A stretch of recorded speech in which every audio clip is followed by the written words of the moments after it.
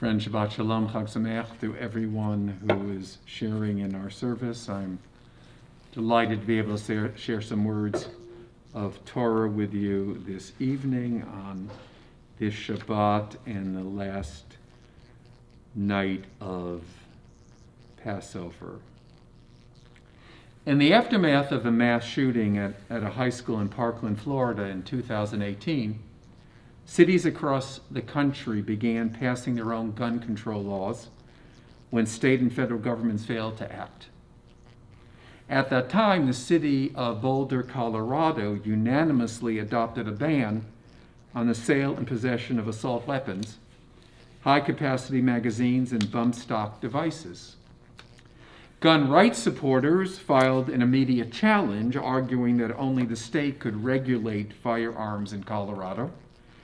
And earlier last month, a state judge agreed. Boulder was prohibited from enforcing its nearly 3-year-old assault weapons ban. And as we know, less than 2 weeks later, a man armed with an assault-style weapon walked into a Boulder supermarket and opened fire, killing 10 people. After every mass shooting, a drama plays out. It's the same one. There is first outrage and tears, and we send our thoughts and prayers. Then it turns into a political posturing game. Some say we need more stringent gun regulations. And then gun rights people make statements about the Second Amendment. And then after a week or so, it dies down. In the end, nothing happens. I'm not cynical. Those are the facts. Why are we unable to address this issue thoughtfully and effectively?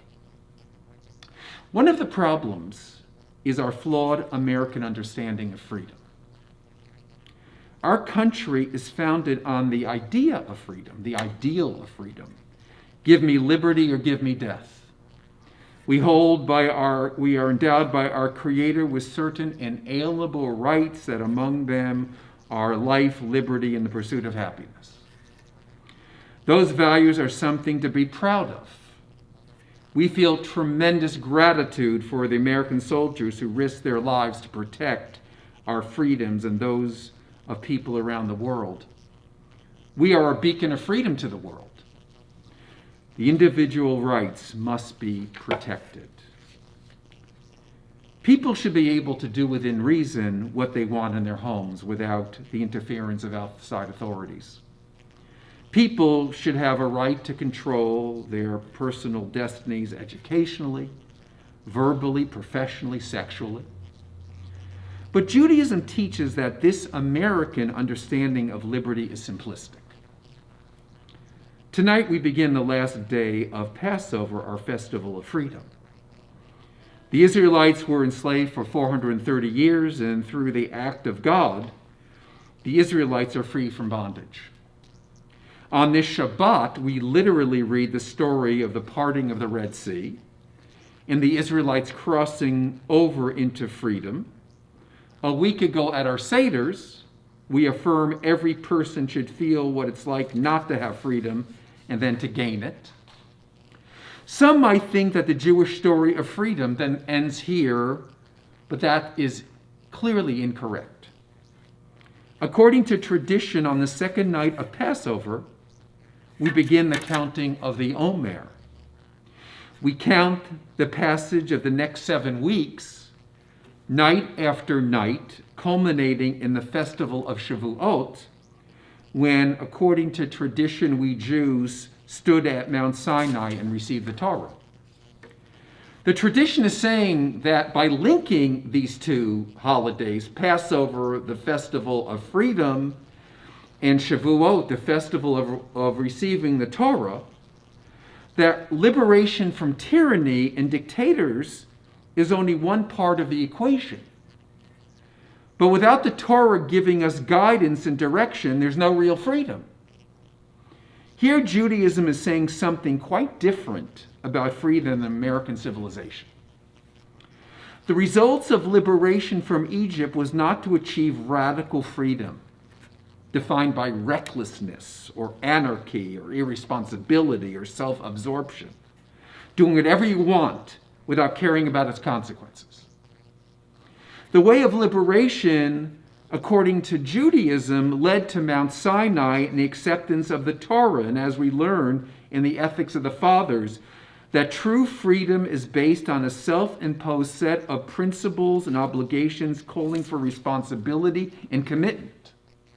It is seen in the way that Viktor Frankl, the founder of the Logotherapy School of Psychology, writing, and I quote, that freedom threatens to disintegrate, to degenerate into mere arbitrariness unless it is lived in terms of responsibility. Then Frankl very beautifully suggests that the Statue of Liberty on the East Coast of the United States should be supplemented by a statute of responsibility on the West Coast of the United States.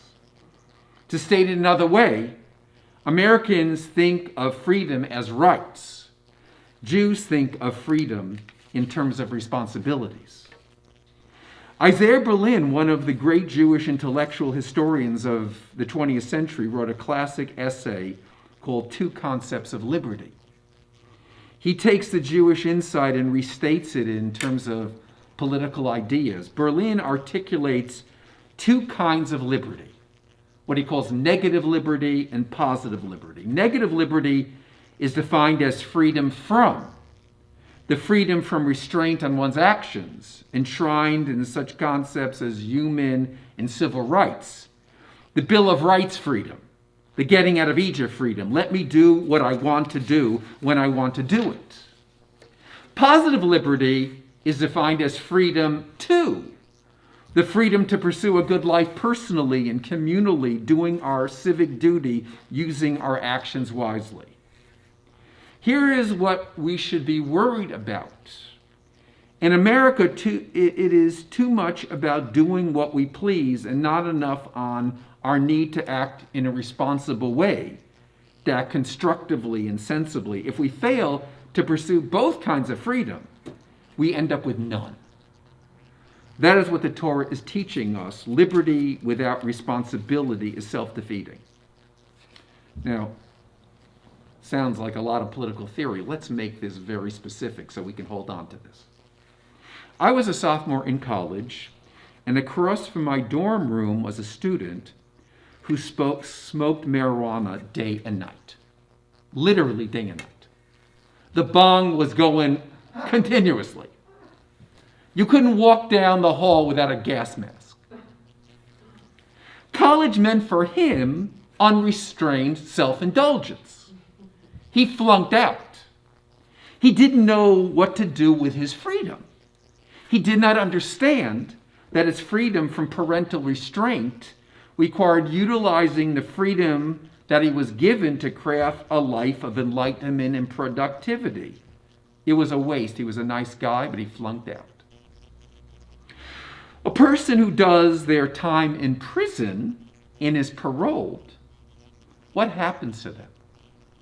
Hopefully they can go on to a productive life, but what often happens is they get out and become entangled in more problems and criminality. Because being free from prison doesn't mean that they know what to do with their freedom. And to go back to where we started, I would prefer, really, that it was unnecessary for guns to be regulated. I don't like telling people what to do with their money. I would prefer that all people would act responsibly and that naturally people who should not have guns would not get them. But liberty does not work like that. If I have to worry that my neighbors will use their guns irresponsibly, I have no freedom. Rules and regulations, firearm regulations, are necessary to guide us towards a behavior that enables us to live peacefully among ourselves. We need guidance in how we use our freedom so that freedom is available to all. I don't believe that Judaism has all the answers to every social problem. But America needs the insight that Judaism has to offer on this precious topic of liberty. Rights are wonderful. freedom is wonderful. Being able to do what you want when you want to generally is a great idea. But if it isn't balanced with responsibility, all is lost. There is no exodus from Egypt without receiving the guidance of the Torah and Mount Sinai. You can't have one without the other. That's what Jewish tradition is saying. It's all woven together. So we start with Passover, and for 49 days we keep counting, and then we stand on Mount Sinai, and that's what we learn. Freedom leads to responsibility. Without freedom, there cannot be responsibility. Without responsibility, there cannot be freedom. We pray that Americans will ultimately wake up to this important insight.